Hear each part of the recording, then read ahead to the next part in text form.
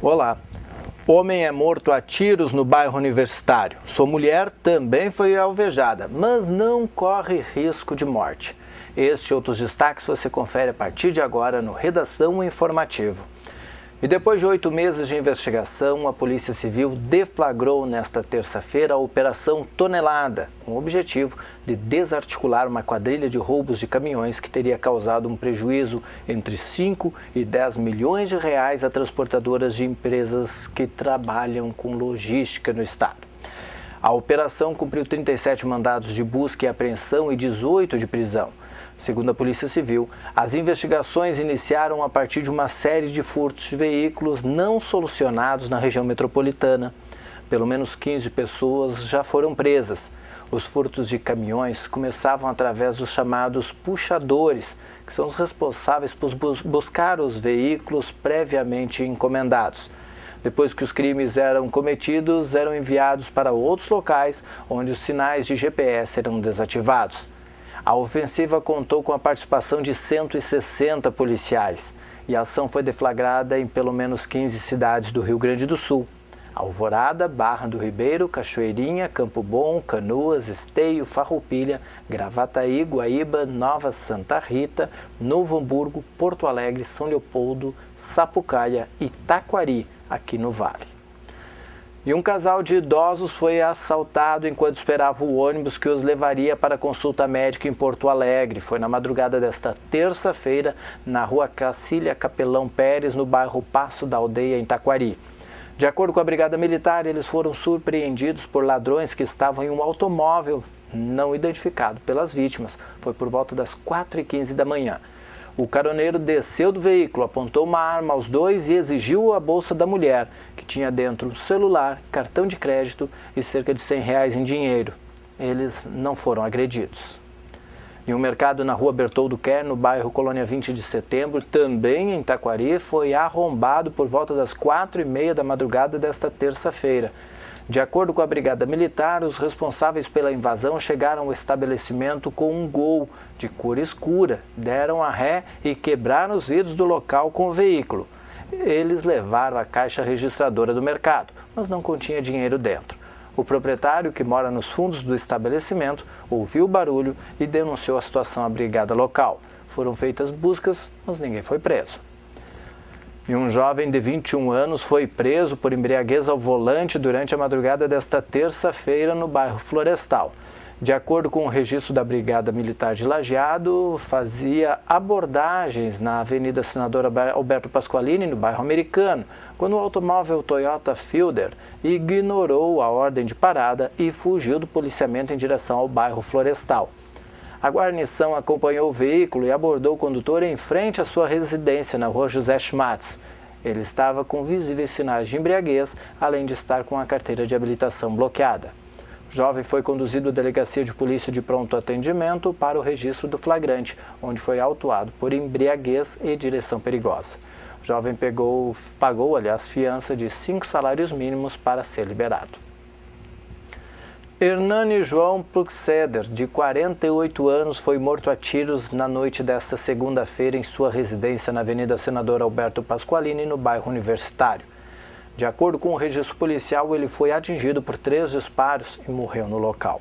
A sua esposa, Cristina Maria Pluxeder, de 47 anos, foi baleada na perna, mas foi liberada depois do atendimento no Hospital Bruno Born. Conforme a ocorrência, 2 homens armados invadiram o local sem esconder o rosto e alvejaram o casal.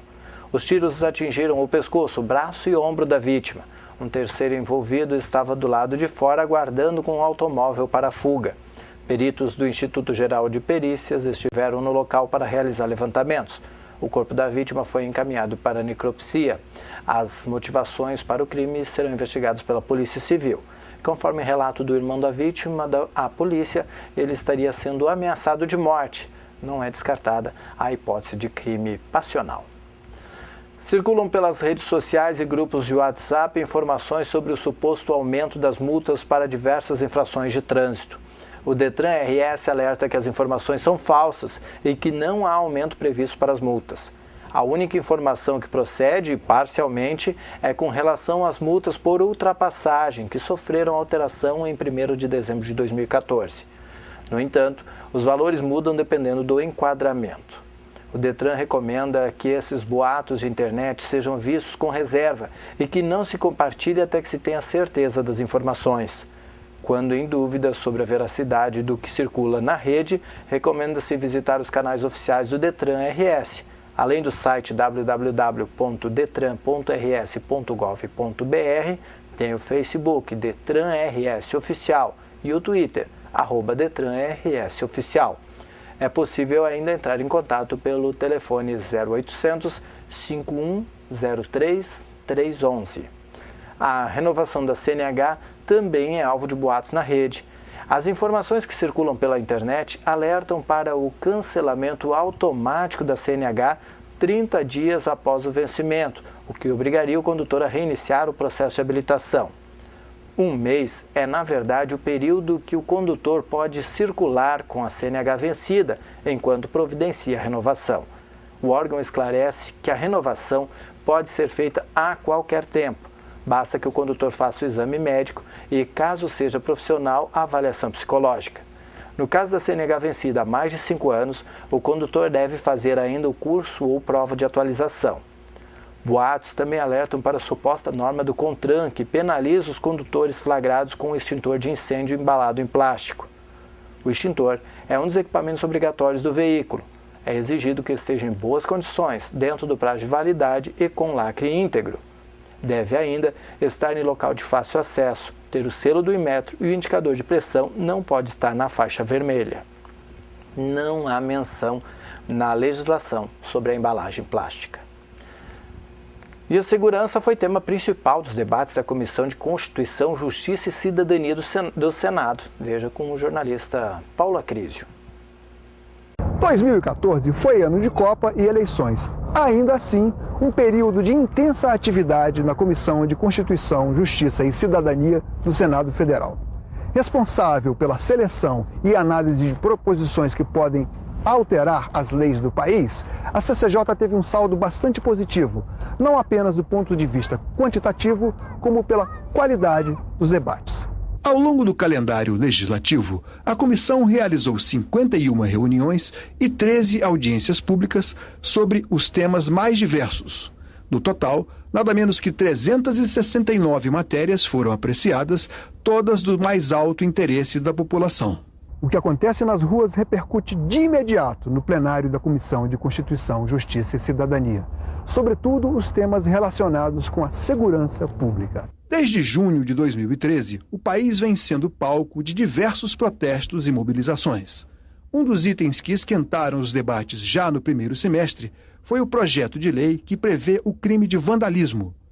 De um lado, a necessária preservação da ordem e o combate à violência. Do outro, a defesa do direito à livre manifestação. A CCJ abriu as portas para o debate responsável, em que pontos de vista divergentes foram colocados. Tem gente que quer acabar a manifestação, não é pelo pessoal que quebra, não. É porque não quer povo na rua. Nós não estamos aqui debatendo manifestações, nós estamos debatendo aqueles que cometem crimes nas manifestações. Uma outra questão polêmica discutida dentro da Comissão de Constituição, Justiça e Cidadania foi a redução da maioridade penal. A criança e o adolescente que comete ato infracional, ela será penalizada, só que a sua pena é diferenciada de um adulto que já tem plena consciência dos seus atos, que já tem o amadurecimento necessário para saber o que é certo e o que é errado. Estou propondo uma solução para casos excepcionais, caso que exige uma resposta e que não será dada num sistema prisional falido, como diz Vossa Excelência. Embora a proposta de emenda à Constituição tenha sido derrotada em votação na CCJ, o tema certamente ainda não se esgotou. Procuramos alcançar o direito penal do equilíbrio. Depois de 70 anos, o Brasil terá um novo Código Penal. O texto, apresentado pelo presidente da comissão, ainda deve ser debatido no Congresso, mas, sem dúvida, representa um avanço para uma sociedade que se pretende moderna e em constante evolução. Já em dezembro, a aprovação da proposta de emenda constitucional 33 de 2014, que responsabiliza a União pela segurança pública, foi um outro marco representativo do intenso trabalho desenvolvido pela Comissão de Constituição, Justiça e Cidadania no ano passado. O governo tenta reverter pena de outro brasileiro condenado na Indonésia. Ricardo Garandina traz mais informações. O embaixador brasileiro na Indonésia, Paulo Alberto da Silveira Soares, já está no Brasil. A informação é do assessor especial da Presidência da República, Marco Aurélio Garcia. O embaixador foi chamado para consultas no fim de semana pela presidenta Dilma Rousseff, depois da execução do brasileiro Marco Archer, que foi morto na Indonésia no sábado pelo horário de Brasília. Archer foi executado por ter sido condenado por tráfico de drogas. Ele foi preso em 2003, depois de tentar entrar na Indonésia com 13 quilos de cocaína. Bem, chamaram o embaixador para consultas, de acordo com o ministro das Relações Exteriores, Mauro Vieira, é uma decisão que expressa uma gravidade e um momento de tensão. No sábado, depois da execução de Archer, a presidência da República divulgou uma nota em que disse que, sem desconhecer a gravidade dos crimes cometidos por Archer e respeitando a soberania e o sistema jurídico indonésio, a presidenta Dilma Rousseff dirigiu pessoalmente na sexta-feira um apelo humanitário ao presidente indonésio para que fosse revertida ou concedida clemência ao réu, como prevê a legislação daquele país. A presidenta disse lamentar profundamente que esse último pedido não tenha sido atendido. Um outro brasileiro aguarda a aplicação da pena de morte na Indonésia. Rodrigo Goulart foi também preso em 2004 e acusado e condenado por tráfico de entorpecentes. Para essa condenação, a pena na Indonésia é a pena de morte. E o governo brasileiro, segundo o ministro das Relações Exteriores, Mauro Vieira, vai continuar aplicando todos os esforços para tentar reverter a aplicação desta pena. Estamos fazendo todos os esforços possíveis, continuamos fazendo todas as gestões e temos sempre confiança. Bem, na nota divulgada depois da morte de Archer, no sábado, a presidenta Dilma afirmou que o recurso à pena de morte, que a sociedade mundial crescentemente condena, afeta gravemente as relações entre o Brasil e a Indonésia. O Ministério Público do Trabalho e o Ministério do Trabalho e Emprego realizam inspeção até quinta-feira em força-tarefa relativa ao meio ambiente do trabalho em frigoríficos agrícolas. A ação começou hoje e vai se estender até quinta-feira. As primeiras edições resultaram na primeira interdição ergonômica em frigoríficos na história brasileira. E com isso, se conseguiu a diminuição no ritmo de trabalho exigido nas plantas. As empresas acataram as determinações e solucionaram os problemas, removendo em poucos dias as causas das interdições. Em outra etapa, os frigoríficos assumiram compromissos de reduzir o ritmo de trabalho nas suas linhas de produção. As interdições de máquinas e atividades, entretanto, não interromperam o funcionamento das empresas. De casa e sem filas, os contribuintes já podem ter acesso e imprimir o boleto de pagamento do Imposto Predial e Territorial Urbano, IPTU, através do site da Prefeitura de Lajeado. O governo municipal utiliza essa ferramenta para facilitar que os proprietários de aproximadamente 47 mil imóveis possam pagar o IPTU à vista, com descontos de 15%, 7,5% e 5%, dependendo da data da quitação. De acordo com a Secretaria da Fazenda, cerca de 400 proprietários aproveitaram para fazer a quitação. Ao todo, o município deve arrecadar com o IPTU 23 milhões de reais. Esse recurso retorna para a comunidade em forma de investimentos. O contribuinte que optar pelo pagamento à vista tem 3 oportunidades de descontos de acordo com as datas. Quem pagar o imposto até o dia 27 de fevereiro tem 15% de desconto sobre o valor do boleto. Para o pagamento efetuado até 31 de março, o desconto é de 7,5%. E para quem pagar o IPTU até o dia 30 de abril, tem desconto de 5%. E o SISU registra mais de 1.200.000 inscrições no primeiro dia. Quem traz a notícia é a jornalista Daniela Almeida. O Sistema de Seleção Unificada, SISU, registrou até às 7 horas da noite desta segunda-feira mais de 1.280.000 inscrições. O estado de São Paulo teve o maior destaque, com aproximadamente 156.000 inscrições. O SISU é o sistema informatizado coordenado pelo Ministério da Educação, em que instituições públicas de educação superior oferecem vagas a candidatos do Enem, o Exame Nacional do Ensino Médio. Nesta primeira edição de 2015, do SISU estão sendo oferecidas mais de 205.000 vagas em 5.631 cursos de 128 instituições públicas de educação superior. As inscrições estão abertas até às 23 horas e 59 minutos desta quinta-feira, dia 22 de janeiro, pelo site do SISU. Neste endereço eletrônico também é possível conferir a nota de corte de cada curso e a classificação parcial de cada candidato. De Brasília, Daniela Almeida. A Secretaria do Meio Ambiente e Saneamento Básico de Estrela abriu nesta terça e segue até sexta-feira as inscrições para a contratação emergencial para biólogo, geólogo, engenheiro agrícola, engenheiro ambiental e educador ambiental. Os interessados devem comparecer no setor pessoal da Prefeitura de Estrela para preencher formulário de inscrição e entregar o currículo vitae. A seleção será feita através de avaliação curricular e entrevista. Os salários para biólogo, geólogo, engenheiro agrícola e engenheiro ambiental são de R$ 4.285,06, mais o vale alimentação de R$ 15,00 por dia trabalhado. A remuneração para o educador ambiental é de R$ 985,55 e R$ 15,00 de vale alimentação. Informações pelo telefone 3981-1031. As inscrições são feitas na Rua Júlio de Castilhos, 380, Centro de Estrela. Pela manhã, entre 8 e 11h30 e na tarde, entre 1h30 e 5 horas. Acompanhe agora o comentário do professor Gilson dos Anjos. Olá, amigos. Hoje vou falar sobre uma situação um pouco desagradável. No início, nos primeiros dias deste ano, foi notícia corrente na nossa região, vandalismo contra os cemitérios da nossa cidade. Um grupo de pessoas invadiu, incorporou mais de um cemitério no bairro Florestal, em Lajeado, cemitério católico, cemitério evangélico, cemitério municipal, no bairro Olarias, em Cruzeiro do Sul, e estragaram diversas sepulturas. E aí fico me questionando, e a gente ouve os diálogos, o que estaria por trás disso? É um grupo de pessoas realizando algum tipo de protesto? É um interesse comercial de quem é fornecedor desses serviços de lápides, de túmulos? Eu não sei qual é a resposta.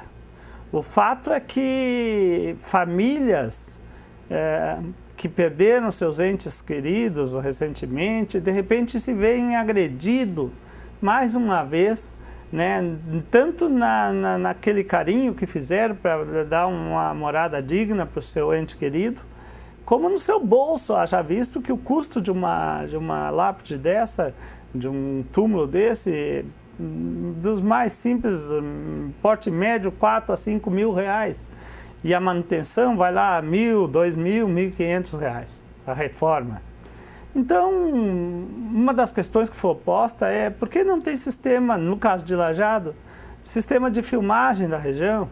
Há notícias de que a polícia foi chamada por volta de 10h30 da noite, no entanto não se sabe se ela conseguiu atender imediatamente a situação.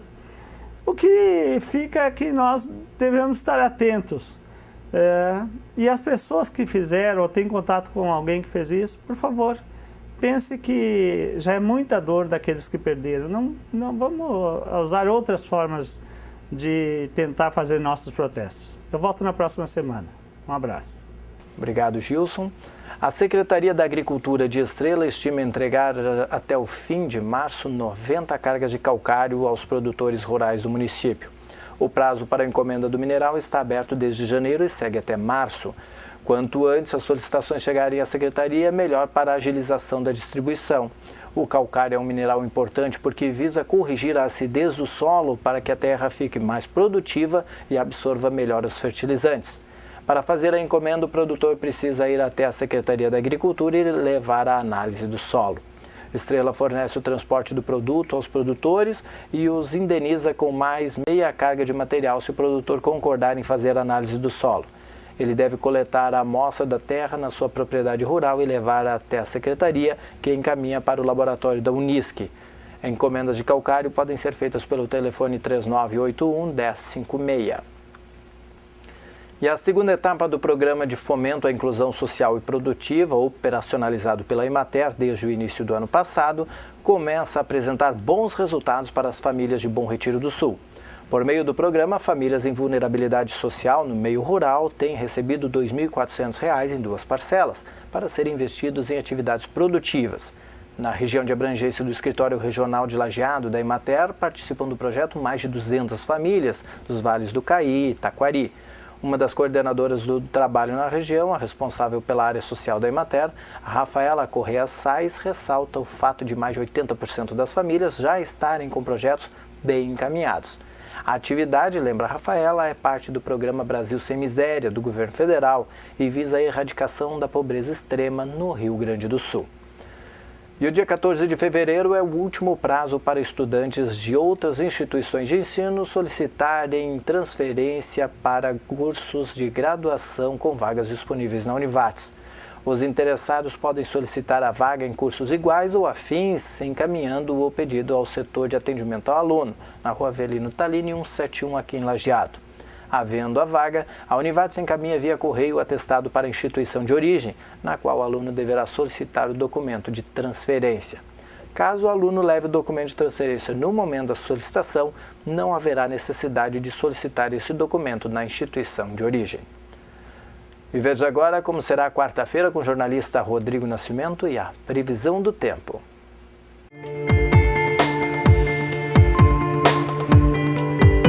Olá, esse é o Boletim do Tempo para o Redação Informativo, com a previsão do tempo para esta quarta-feira no Rio Grande do Sul e no Vale do Taquari. E para quem gosta do sol, a gente tem uma boa notícia. Nesta quarta-feira ele volta a brilhar na região centro do estado. Em meio à nebulosidade, mas o sol começa a aparecer aqui na nossa região e no centro. Nas demais regiões do Rio Grande do Sul, a instabilidade ainda predomina, com nublado e períodos com pancadas de chuva. As temperaturas também não aumentam muito nesta quarta-feira, as máximas ficam ao redor dos 30 graus aqui na nossa região. Mas vamos ver então como ficam os nossos municípios, como será o clima nesta quarta-feira aqui no Vale do Taquari. Em Lajeado, o sol aparece entre nuvens já de manhã e ao longo do dia a tendência é que o tempo vá limpando. O dia amanhece com 17 graus e a máxima pode chegar aos 28 graus em Lajeado nesta quarta-feira. Em Arvorezinha pode chover no início do dia, mas ao longo do período a instabilidade dá espaço ao sol também. A mínima prevista para Arvorezinha é de 16 graus e a máxima pode atingir os 26 graus nesta quarta-feira em Arvorezinha. Está certo então? Esta foi a previsão do tempo para o Redação Informativa. A gente volta na próxima edição do programa. Até lá!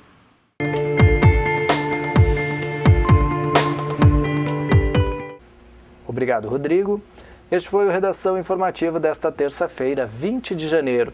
Na sequência vem o Papo de Boleiro. Nós voltamos amanhã em edição inédita, às 6h30 da tarde. A nossa programação também pode ser acompanhada no www.tvinformativo.com.br.